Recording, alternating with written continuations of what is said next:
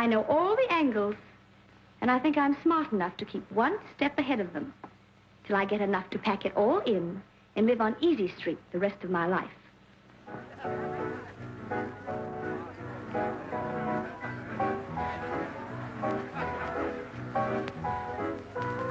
Fasten your seatbelts. It's going to be a bumpy night. And so many people know me. I wish I did. I wish someone would tell me about me. Bette Davis is a basically benevolent volcano in constant eruption. I'll do everything in my power to make you happy. That's not enough, unless... Leslie, tell me, now, this minute, do you love me? Yes, I do.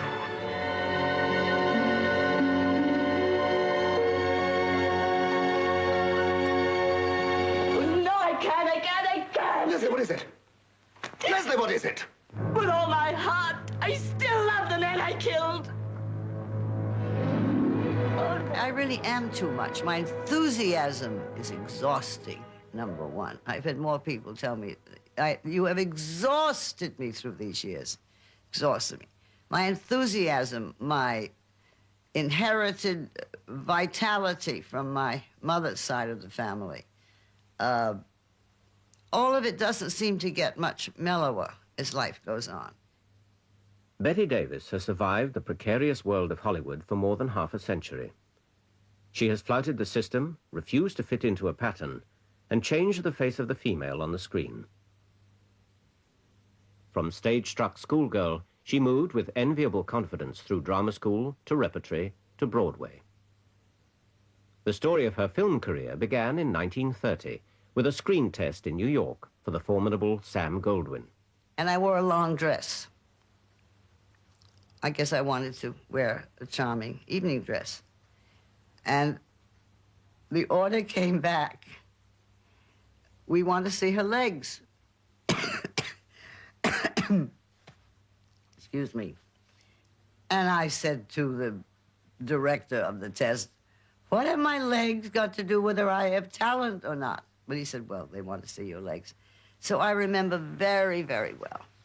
I would pull my dress up, just this much, see, half an inch at a time.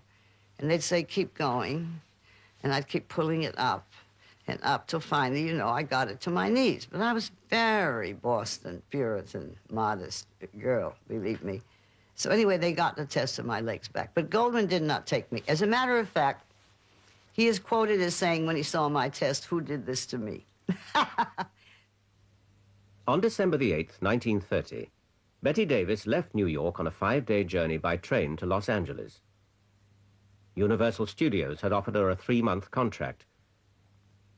But 3 years of applause and praise in the theaters of the East meant nothing in Hollywood.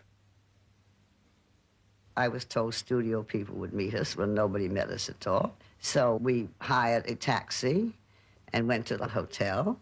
And I called the studio and reported in and said, this is Bette Davis, I have arrived today. Well, they said, we were at the station and no one there looked like an actress.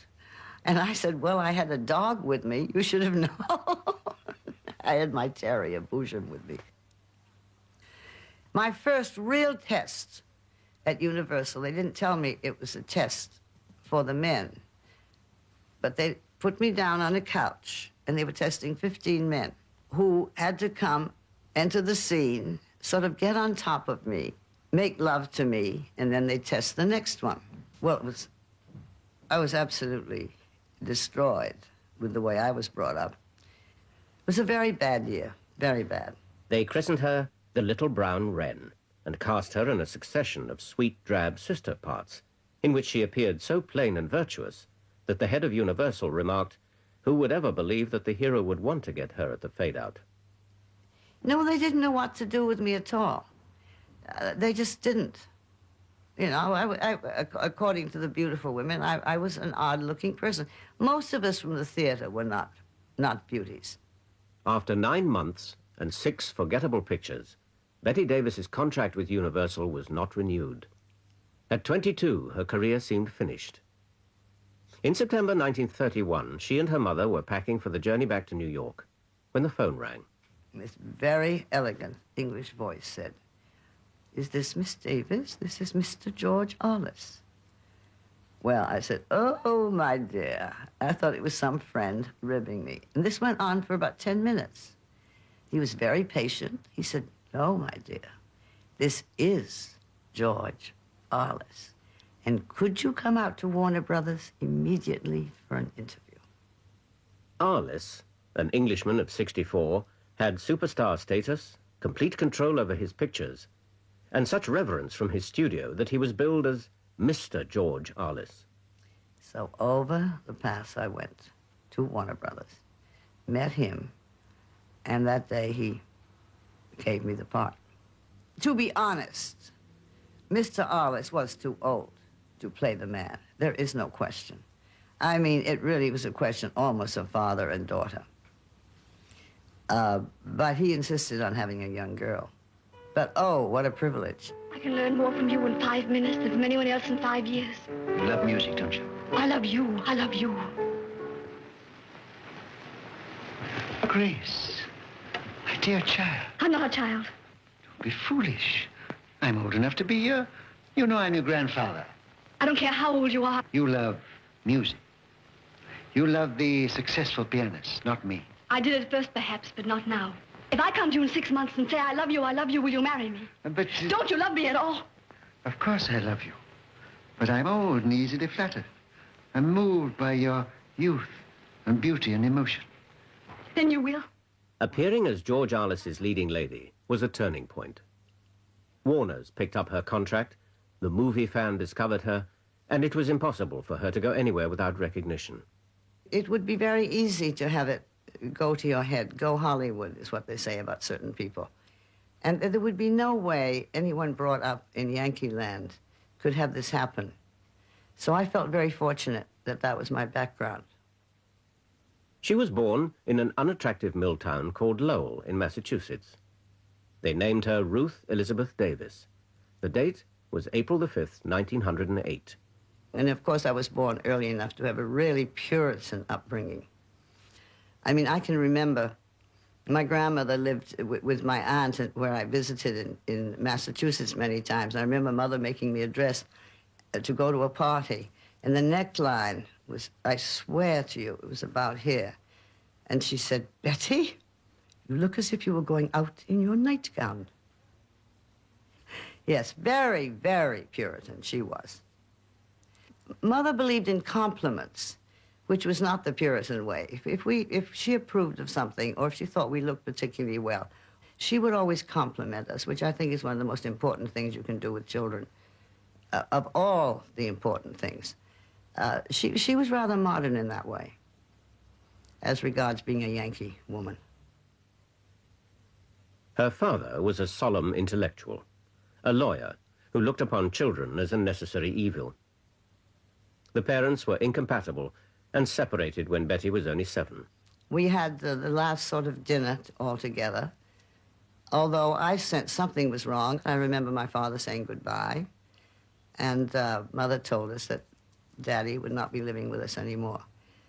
He was not very nice to my mother, so I was delighted. I really felt happy for her and for all of us, because the atmosphere at home was not a nice one. From then on, my sister and I and my mother, we called ourselves the Three Musketeers. It was sort of us against the world.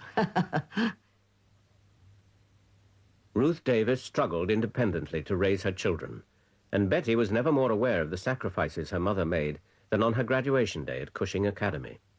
My mother by then was a professional photographer, and she paid the final tuition at Cushing Academy with the photographs of the senior class. At that time, there was a developer poisoning you got.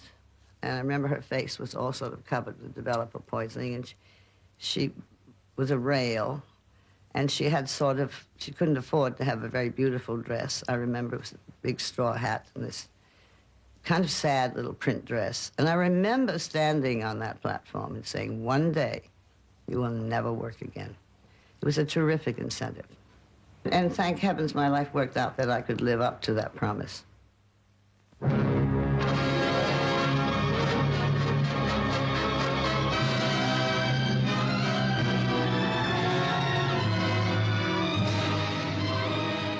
When Bette Davis began her 18-year association with Warner Brothers, they were producing films on small budgets and tight schedules.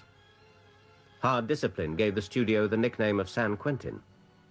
It was run by a tough team of brothers in business to make money, the Warner Brothers. These men were at least gamblers. Whether they knew anything artistically or not, they had funny hunches about people. They were gamblers. They were incredible men, really and truly. And we haven't any left.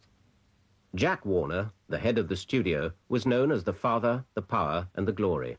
He was a very moral man, in a very strange way. Lots of these producers had what they called stables. A lot of little girls under contract for $75 a week, and they'd give them little bit parts to keep them happy, and then they also had other services. Warner was not that at all. He did not tolerate this. As a matter of fact, no woman, script girls, whatever woman was on a set was never allowed to wear pants, ever, at Warner Brothers. And you would not think of going into his office in pants. He was a strange combination. And a very weird, vulgar sense of humor. His speeches to his employees, when we'd all have to gather, when they all wanted to give us cuts or something, were absolutely appalling for a man worth what he owned, etc. But in spite of the insurrections which had to be, that was the foundation of everything I'm doing now. It was glorious. It was a glorious time. Lives were made happier because of Hollywood, because actually the only royalty America has ever had are the actors in Hollywood. I mean, by royalty, I mean to look up to dream about, to want to copy, and to be like. In 1933, she became enveloped in a Hollywood fantasy at a time when the rest of America was trying to cope with a crippling depression. Money was scarce, and millions were jobless. The Depression, of course, was incredible because we were on a publicity train financed by General Electric. We did 16 cities in 16 days. And we had some rough experiences because the banks were closed. We were almost derailed twice because we looked like these gorgeous, rich Hollywood people. And they didn't like rich Hollywood people, a lot of those people. So we were in some kind of danger. And sometimes we'd look out the window in stations and people would just be sticking their tongues out at us and shaking their fists. And yeah, it wasn't funny when he closed those banks. In spite of that, the tour was incredible. And I learned what films meant to people.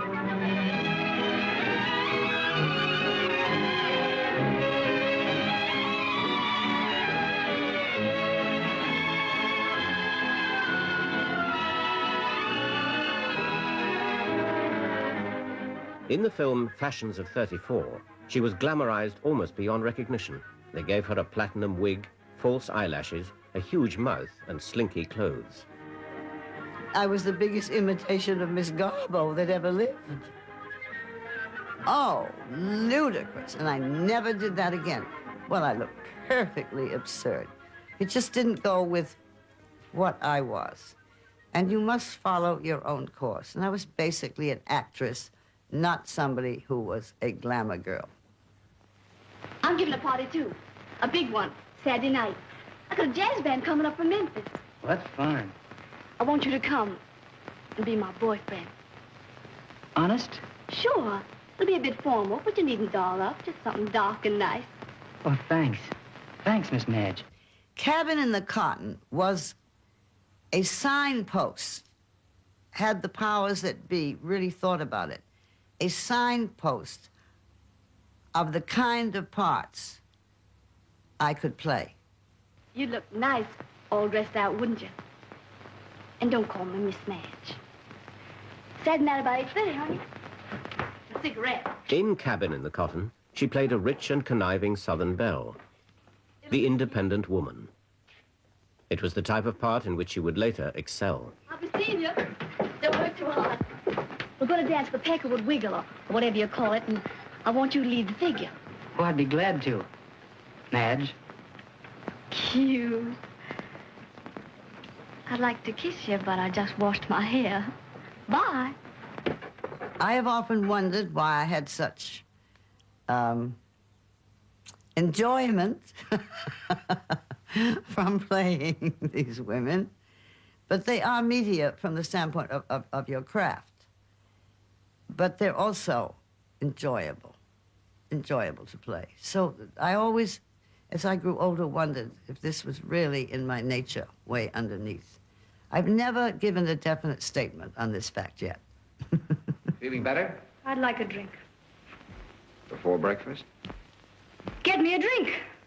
The role of a once famous actress turned alcoholic and bent on self-destruction came in a film called Dangerous. Her very individual quality could now be seen more clearly. Why don't you lay off that stuff? Because I'd rather be drunk than sober. I gathered that last night. Last night? Oh, you must be quite proud of your conquest. You're very wrong. You see, Don't bother with an alibi. It really doesn't matter. You're a perfect alibi. Take a look at yourself. Take a good look. Drunken, ill-kept. The only feeling you could arouse in a man is pity. Pity? Pity? You dare feel sorry for me. You with your fat little soul and your smug face, picking your way so cautiously through a pastel existence. Well, I've lived more in a day than you'll ever dare live. Pity for me? That's very funny, because I've never had any for men like you. She was given her first Academy Award for her performance in Dangerous in March 1936. By now, she had been married for 4 years to a band leader called Harmon Oscar Nelson. She was happily married, but still dedicated to her career. Desire, to want something, to obtain that desire and live up to every moment of it. And then go on leaving yesterday behind. On and on, higher and higher. Frustrated actress reads lines for small audience. After 31 pictures, 2 Academy nominations and 1 Oscar, the parts and the scripts they now offered were making her feel unhappy and unfulfilled. She was bound to Warner's for another 5 years. The contract system had given her security, but no privilege of choice. Bad scripts, bad directors. Terrible scripts. Bureau of Missing Persons, Parachute Jumper, Housewife. Oh, just junk. And I knew that I would never attain my goal without good scripts and good directors. And so I walked. She staged a one-woman strike. She sailed across the Atlantic to take up an offer of work in Europe. Warner's stopped her salary, suspended her, and took her to court. The case was heard in London. Miss Bette Davis is in the headline news over a lawsuit with her Hollywood employers. Newspapers have made a lot of fuss because she wore the same clothes 3 days running, practically in rags. Since people knew the salaries that Hollywood people got, that mitigated against her winning the case, in my belief. One gets the feeling if somebody's getting in excess of $1,000 a week, they really should put up with anything. However, if their career was being run into the ground, they wouldn't be able to get that money, or any money, very shortly. These contracts are written strictly for the studio, not for the actors. And the more powerful an actor got, the more control he tried to exercise over the quality of material offered him. And if so she had fights, so she had fights. But there was a reason behind them. I don't think... She never threw fits without a damn good reason. I don't think so. I lost the battle, but I won the war. Warner's paid her share of the damages, and when she returned, gave her a good script, a shrewd director, and a strong supporting cast. The film, Marked Woman, was a story about the New York underworld. Warner Brothers, now known as the Working Man's Studio, were making realistic films with a concern for society's losers, an approach to production which suited Bette Davis well. I remember Unmarked Woman, when this gang had beaten me up. You heard it off stage. Cut, scar, face. The makeup people came down with the gauze. In those days, there was one bandage for any ailment to the face. Went across here, came down here, and under here. So the entire face was in view. Well, you looked like some kind of a nun. And I knew this was ludicrous, so I said to the director, I'll be back in a little while. I took the studio car, went to my doctor. I said, I've been beaten up hopelessly.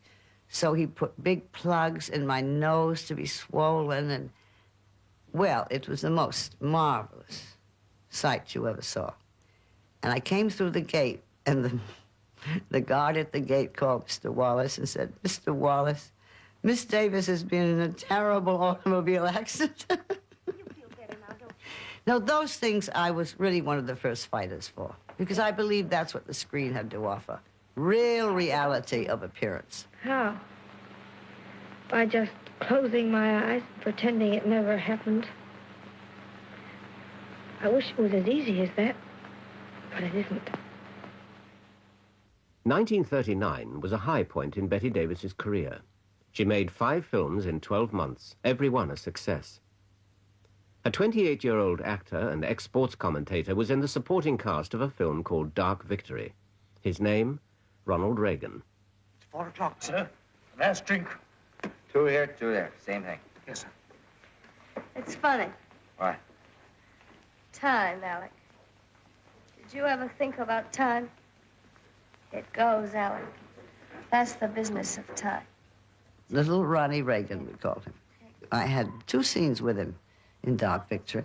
Well, in all honesty, he did not make a great mark as an actor.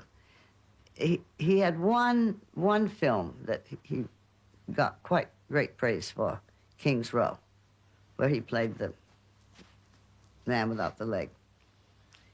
No, he was just a nice little contract player, you know, and one does sit around and say anything can happen in America. There's no question about it.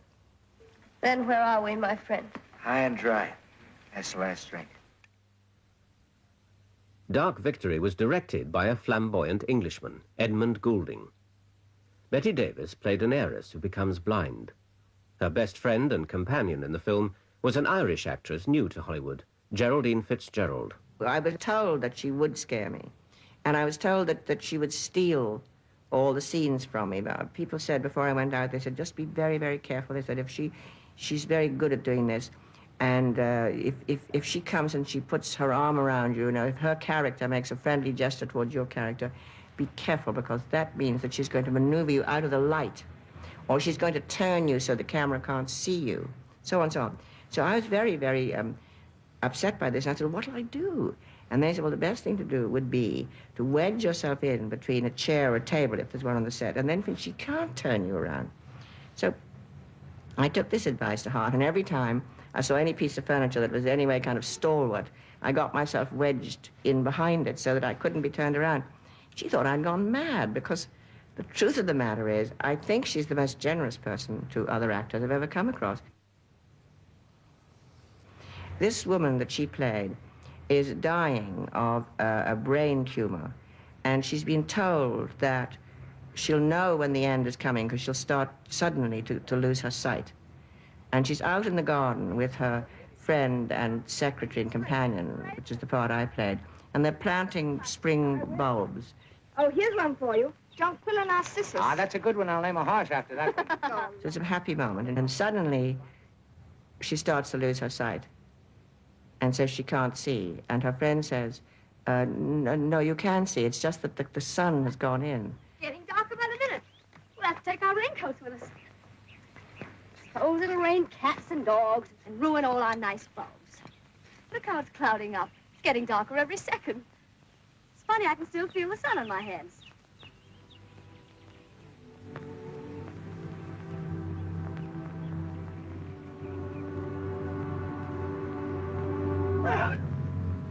And the sun has gone. There are clouds. It is getting dark.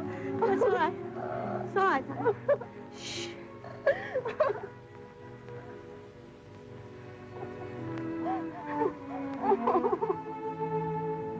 Judith Traherne understands what's happening, and she won't let her friend come with her. She says she wants to do it alone. And she starts to go upstairs, And we all gathered around. There's just some shots in a picture, if the actress or the actor's good enough, that everybody wants to see. So there were a lot of people on the set watching her do this. And she was going up with this sort of transcendent look on her face. And suddenly she came all the way down the steps and said in a very ordinary way to Eddie Goulding, she said, "Is Max Steiner going to score this?" And he said, "Oh, well, I don't think so, Betty, because if she was known to hate having the moments that she was, her big moments in a film, she was to hate having them underscored."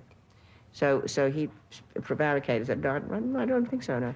She said, "Well, I'll tell you one thing," she said, "either I'm going up those stairs or Max Steiner's going up those stairs, but we're goddamn well not going up together."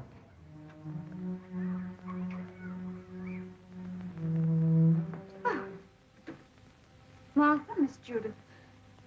I'm going up to lie down now. Oh, Miss Judith. Daffy? Daffy, Don. Don, come here. Oh, Alex. Alex. Now go down now. Come on. Go down.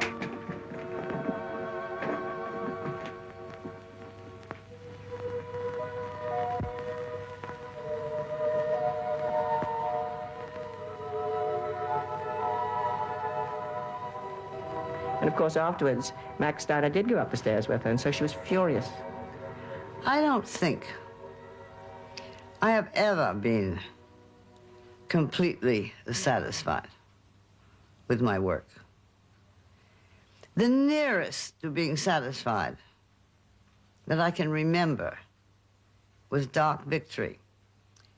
And that had a lot to do with the dream of what the film itself could be, and plus the performance and all.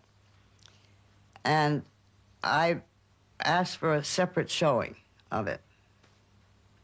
So I went in the projection room all alone and saw it. Well, I remember walking across the lot, and I could not get the grin off my face. I would kind of go, you know, you shouldn't be smiling, pleased with yourself in front of everybody. That's almost the only time that I really felt the film and the performance was a very good job. That's you, Martha. Yes, Miss Judith. I don't want to be disturbed. Bette Davis put life into a script which looked improbable on paper and won the best reviews of her career. They came at a time of personal distress. Her first husband had just divorced her. By now, William Wyler had come into her life. The film director, in his early 30s, was demanding, temperamental, talented, and often ruthless. Bette Davis had met her match. Without Willie Wyler, I think I would have had not as big a career. Jezebel was the true beginning of that name above the title making money. It was a great film under his guidance, and the director is it. There's no question. But for instance, I had never done more than 2 takes in any film up to Jezebel. If you got the lines right and all, that was fine. He was very exacting. Would you like to see my new dress? That's what I wanted to do all day. Well, let me go then. There it is. Oh, the Olympus ball? Oh, isn't it lovely? Julie, it's red. It's gorgeously red. You can't wear red to the Olympus ball. Why not? You never saw an unmarried girl in anything but white? Well, you're going to see one tomorrow night. He went his own way making a film. He always said, I do not care what happens while we make this, whether we like each other or dislike each other. I only care when the people walk into that theater, what they see.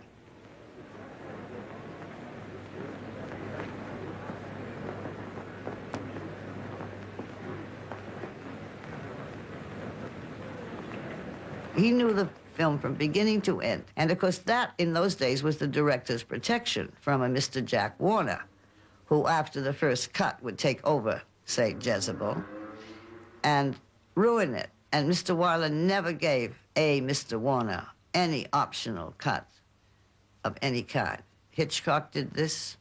All the bright directors in that day did this, because the powers that be, who had the final print, could ruin it from what they thought was right about it. I want to leave. We haven't danced yet, shall we? No.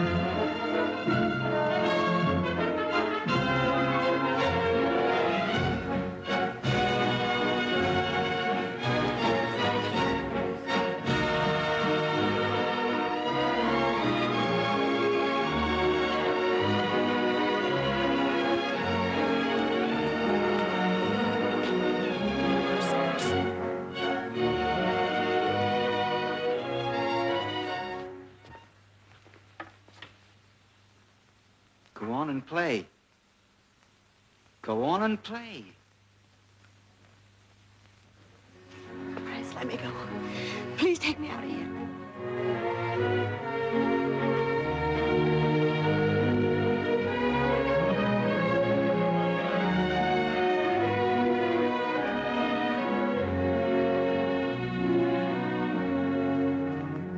He was the first person that ever really directed me, because you really are only as good as your director. He really put me in a different category as a performer. There is no question about it. Miss Davis, I am very happy to present to you on behalf of the Academy of Motion Picture Arts and Sciences for the second time their award for your performance in Jezebel. May I be the first to congratulate you. Thank you, Sir Cedric. I'm very grateful to members of the Academy and members of the Screen Actors Guild for this award. I have never not been honored or thrilled to receive an award. And I have been very fortunate with the awards. And I see that they're kept shined, very prominently displayed. And I call them my blood, sweat, and tears, because, of course, that's what they are. No question about it. It's the biggest 50-cent value in Hollywood. Don't miss this opportunity, mister. You can tell the folks back home you saw Bette Davis picking flowers in her own backyard. There's a million thrills in Beverly Hills. How about it, sailor? Show the little lady all the homes of the movie stars. I'm sorry, Mac. I only got an hour and I got to get back to my ship. What better way can you spend your last hour than a nice bus ride? Are you kidding? With America at war, Bette Davis set out on a bond-selling tour. She was invited by the government to encourage factory workers to buy war stamps. Her personal appearances in Missouri and Oklahoma had startling results. She gave an equally patriotic performance in a fundraising propaganda film. Ginny, this is for you. And Billy, this is for you. It's Mother's Christmas present. War bonds. Yes, darling, war bonds. Well, gee, thanks a lot, Mom, but I wanted a bicycle. I know you did, Ginny. And I know that Billy wanted a railroad. But I feel that you're both old enough to realize that your country's at war and to be willing to make sacrifices for it. Just think, if Daddy were wounded, one single war stamp might pay for the medicine that would save him from pain, even save his life. In 1942, Bette Davis became the president of the Hollywood Canteen for Servicemen. The building, a former livery stable off Sunset Boulevard, was converted by Hollywood craftsmen. All those marvelous workmen who redid this old, decrepit building, all the guilds and unions did all this work for free, restored it inside. It was mammoth. It was mammoth. It really was. I was head of it, and I was responsible for it. It was very exhausting because I was working in all those years very hard. But oh, how worthwhile. And we had to have it because the servicemen that came through here never saw any Hollywood people. And of course, that's what they wanted to see. So that we provided. When she performed in Thank Your Lucky Stars, she made her ultimate contribution to the war effort. She sang. We were all paid by Warner's $50,000 to do these numbers, all of which went to the canteen fund. You marched away and left this town as empty as can be. And I am like the driftwood in a deadly calm at sea. I can't sit under the apple tree with anyone else but me. For there is no secret lover that the draft board didn't discover. When they asked me to do a song, I just roared with laughter for the first 2 days. And then they convinced me to do it. And I'm glad I did. It was fun. The battle is on, but the fortress will hold. They're either too young or too old.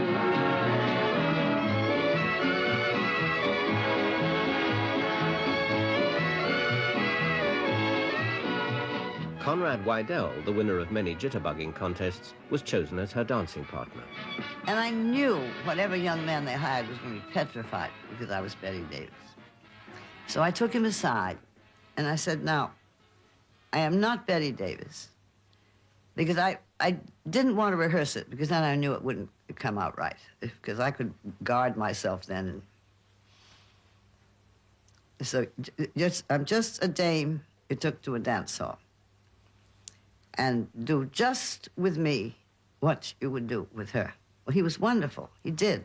He certainly did. When I was up there flying through the air and actually fell on my knee very badly. But I said, you keep going.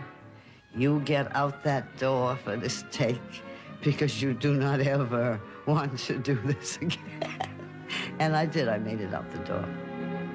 I'll never, never fail you when you are in Australia or out in the Aleutians or off among the Russians. During the second year of the Hollywood Canteen, Bette Davis's second husband, Arthur Farnsworth, died very suddenly, leaving her a widow at the age of 35. Suffering a setback in her private life, she turned to her professional life for compensation. Stanley, dear. Stanley. In the film In This... Terrible's happened. Peter. Don't talk. You're going to stay, aren't you? Please stay with me. When you're rested and feel better, I'm going to take you home. Home? Yes. They don't want me. Nobody wants me. They want you very much, Mother. Her sister, by contrast calm and sensible, was played by Olivia de Havilland. We were on the set, and Ernie Heller, the cameraman who had done Gone with the Wind, was carefully lighting a scene which was very important for Bette. And the first assistant began to sort of harry him, Ernie Heller, to speed it up. And Bette understood that what really counted was what went on film, even more than the budget. And the time schedule meant the budget. So she lashed out at the first assistant, Jack Sullivan, in such a manner it was like sheet lightning, like the crack of a whip.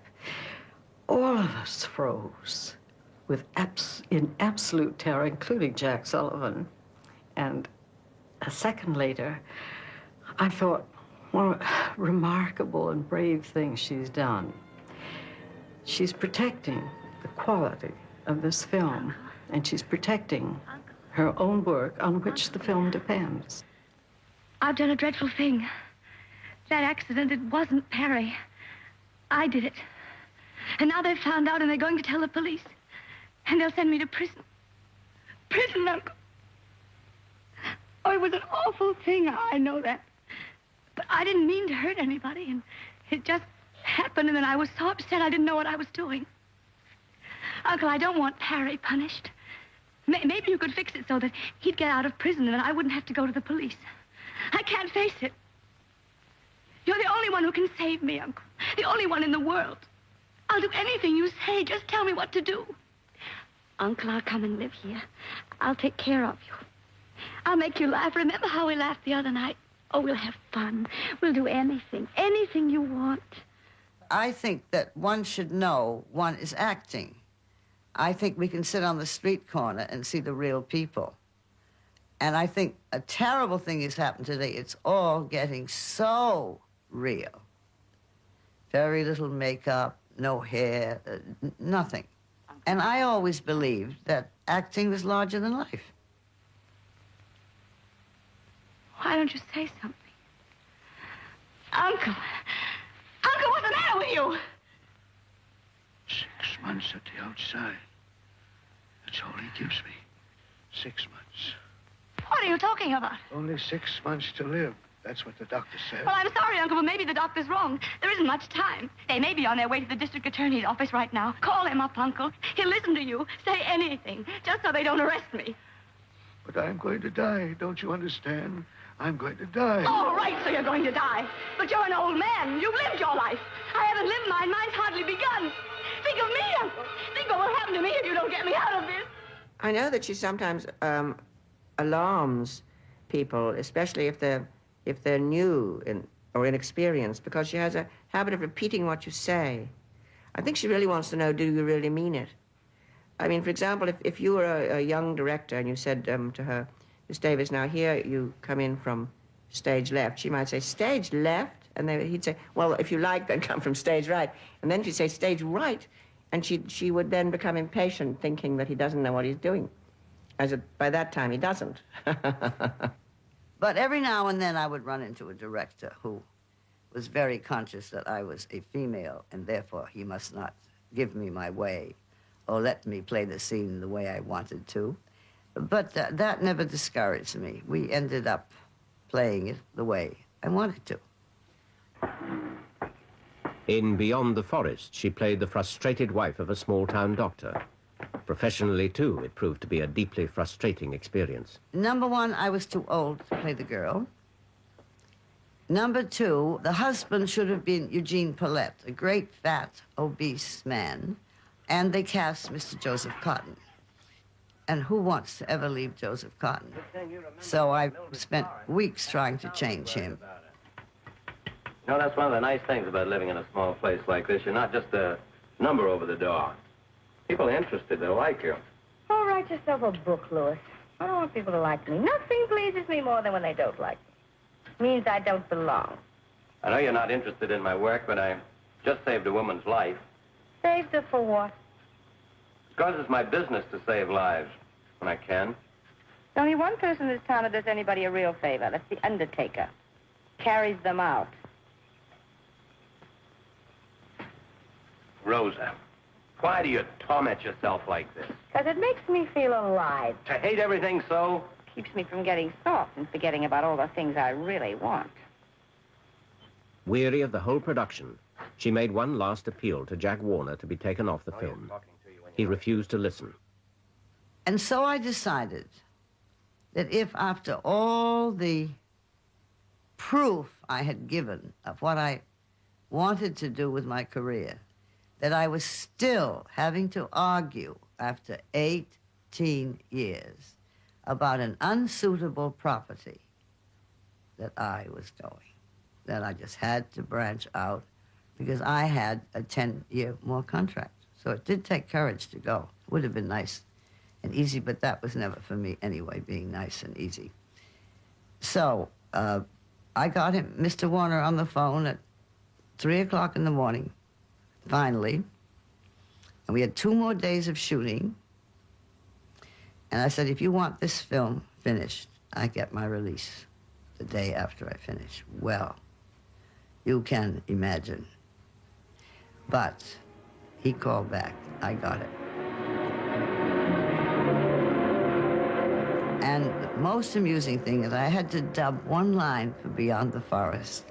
And I'm in a projection room, and this is the line I had to dub.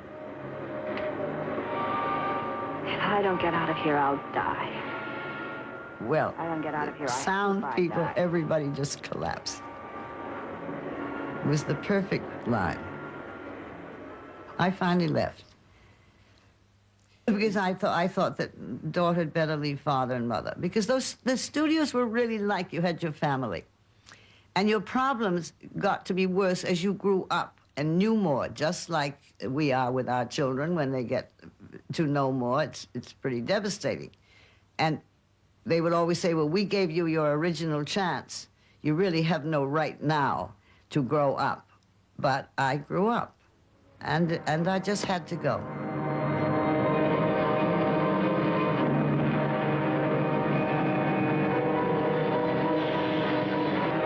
Beyond the Forest brought down the wrath of the critics in the worst reviews of her career.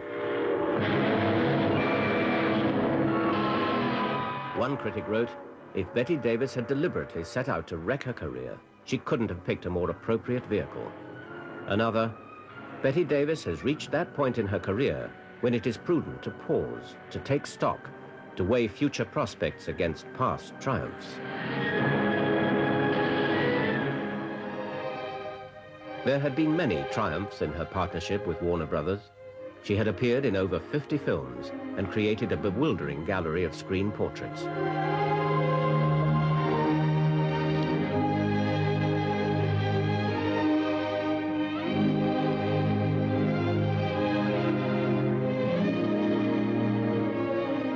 put on this white dress to help me tell you how humbly I ask you to forgive me.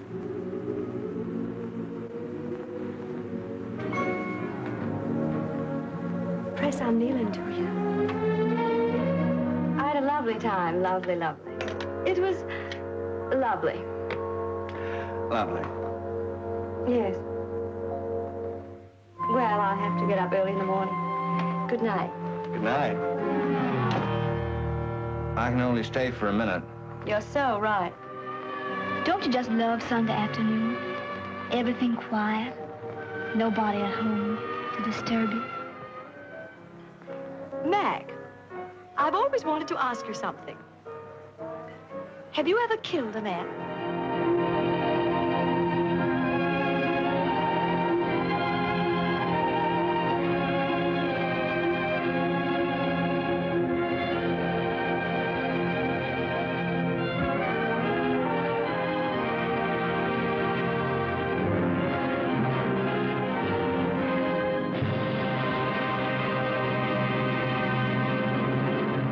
After her professional divorce from Warner Brothers, she was alone for the first time in 18 years.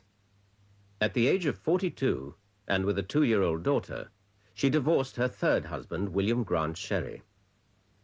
At this low point in her private and professional life, she was offered the part of Margot Channing, a theatrical first lady whose career is threatened by a scheming young girl. The film was all about Eve. The writer and director, Joseph Mankiewicz, and the scheming young girl was played by Anne Baxter. She has told me that when that script arrived in the mail, she thought she was through. Did you know that? 41 years old. Marvelous. It was the greatest break at that point in my career that ever happened. There's no question about it. I wouldn't have found that. As I told Mankiewicz, he resurrected me from the dead. There's no question about it. Well, Willie Wilder said, you know, be prepared, she can be rough. You know, but she's good, but she can be tough. Ah, Margot, darling. Edmund Goulding called me and said, dear boy, you're out of your mind. This woman will annihilate you. She will grind you to a fine powder and blow you away. She will come on the set with a large yellow pad and sharp pencils, and she will write. And having written, she will then direct. It's all over. What's all over? The audition. Eve read with Miss Caswell. Eve? Oh, how enchanting. However did you two get the idea of letting Eve read with Miss Caswell? Well, she's your understudy. Eve, my understudy? I had no idea. Oh, I thought you knew. She was put on over a week ago. It seems inconceivable. I've never seen her backstage, but of course, with so many people loitering about, well, well. So Eve is not working for Max after all. Max, you sly puss. But we were thrilled because it was literate in the extreme. I mean, when do you have a script that you can read as you can read a play? For ye gods, that was fantastic. And to have had so much fun. You're supposed to be at one another's throats and cut the atmosphere with a knife and that sort of thing. There was nothing like that. Not only that, but Betty fell madly in love with Gary. And on top of everything else, love was in bloom. It was marvelous. In All About Eve, Merrill played Bill Sampson, theatre director and lover to Bette Davis's Margot Channing. In July 1950, they eloped and married in Mexico. In a way, that should have worked, except she said to me, you know, that something peculiar happened, that he married Margot Channing, not Bette Davis, and she married Bill Sampson, not Gary Merrill. They adopted 2 children. But after 10 years, almost to the day, Bette Davis's 4th marriage collapsed. I loved being a wife. Never married anybody I didn't think I loved. Was brought up to marry. I was not brought up as we are today, that one may experiment, have affairs, and then see. In my world, you married, or nothing, just you married. Had I been brought up differently, I think I would have married much, much, much later, and maybe found the right person. Funny business, a woman's career. The things you drop on your way up the ladder so you can move faster. You forget you'll need them again when you get back to being a woman. It's one career all females have in common, whether we like it or not. Being a woman. Sooner or later, we've got to work at it. No matter how many other careers we've had or wanted. And in the last analysis, nothing's any good unless you can look up just before dinner or turn around in bed, and there he is. Without that, you're not a woman. When she says something to the effect that if you can't look across the dinner table or wake up in bed with a man, in other words, that's basically what he says, you're not a woman. And there is no question about it. That should be a part of a woman's life. And that I didn't in the long run have. And would have liked it, believe me. Jane, it's a big thing getting married. What? I said it's a big thing getting married to somebody. Well, sure it is. You got to prepare for it. What do you mean, prepare? Well, I was just saying marriage isn't all roses, you know. Well, who on earth ever said it was? You got to look before you leap. Look, Ma, I've known Ralph 3 years, and I wasn't saying you didn't know him all right. I was just saying that marriage is a big thing like some girls don't know nowadays. And you got to make sacrifices. And when the children start coming, you got to put them first ahead of everybody. I know, Mom. Oh, and you can't go throwing money around. I hope you got more than your pa and me, but if you don't go throwing it around. No, Ma. And then one day you'll find out a lot of time's gone by. And you'll wake up knowing this is the way it's always going to be. Just like this. Day after day, year after year. Just the same. And that's why being married's such a big thing. A woman who has to make a decision, an actress who has to make a decision, shall I play the mother of this teenage girl or boy? That is a very important decision she has to make. Because if she decides to play that mother, that automatically rules out for her any romantic role. She can, from that moment on, not play the young romantic girl anymore. And that is a very important time. And that usually hits them around age 40. At 44, Bette Davis embarked on what she would later call her 10 black years. Illness and injury, family problems, and the death of her mother, Ruth. All this happening at a time which was professionally unrewarding. Working far below her going salary on a high-risk, low-budget film, she took an unprecedented step and challenged the money men of Hollywood. By then, the bankers were giving all the money to the studios. And the bankers had lists. And if you weren't on the list, they wouldn't give the studio any money, even if they cast you. And so this was an employment ad, written just like an employment ad. Divorcee, mother of 3, more affable than recommended. 30 years' experience as an actress in motion pictures. Mobile still, and more affable than rumor would have it. wants steady employment in Hollywood. Everybody begged me not to put it in the Hollywood Reporter, but I did. And it was quite a day in Hollywood that day. It was fun. The low-budget, high-risk venture was called Whatever Happened to Baby Jane. It put her back among the box office stars and won her 10th Oscar nomination for Best Actress. Her 10 black years were over. Once again, she had overcome the crisis of middle age. This life begins at 40 is perfect nonsense. It does not. 60 was pretty rough. I was given a very huge birthday party, 60. My 70th birthday, I put on blackface, an afro black wig, all black clothes, and had a black funeral wreath on my door for my guests.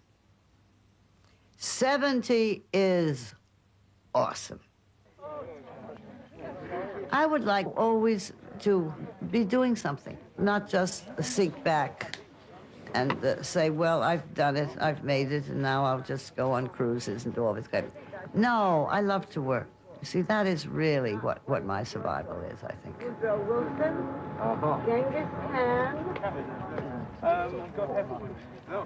Every now and then there is a part that I say, oh, I wish I was 30 or 40 years younger. Would I love to play that part?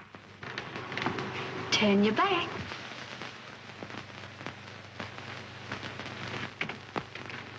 Did you ever hear the story about Willie the Weeper made his living as a chimney sweeper? He had a dope habit, and he had it bad. Listen while I tell you about a dream he had. Marvin.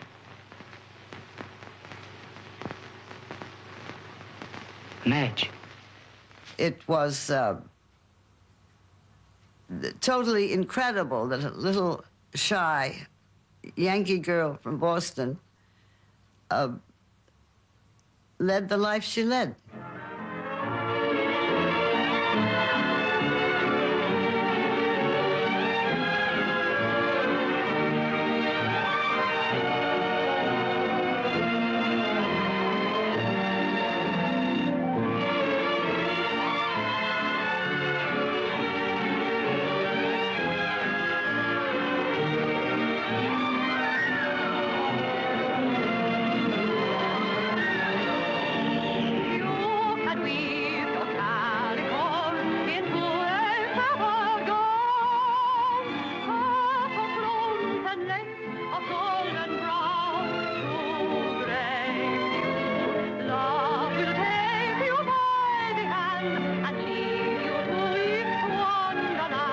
Forget about your